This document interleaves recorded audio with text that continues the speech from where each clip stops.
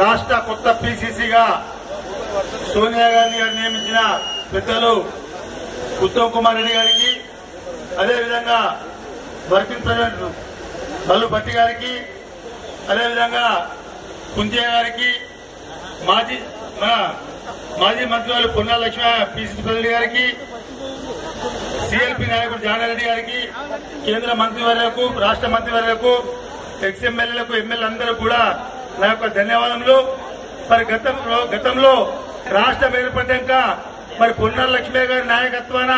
మరి 10 మంది కమిటీ ఉండి కూడా మరి ఆ రోజు సోనియా గాంధీ గారు తెలంగాణ ఇచ్చినాక కూడా మనం ఓడిపోవడం జరిగింది. అయినా పొన్నా లక్ష్మయ్య గారు వెనక్కి తిరిగి చూడకుండా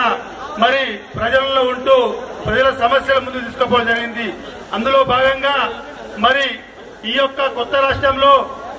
ప్రజలకు కొత్త ఉత్సాహం నింపడానికి తెలంగాణ రాష్ట్ర సమితి చేస్తున్న అరాచకాలు, వారు చేస్తున్న భయభ్రాంతులకు ఏవైతే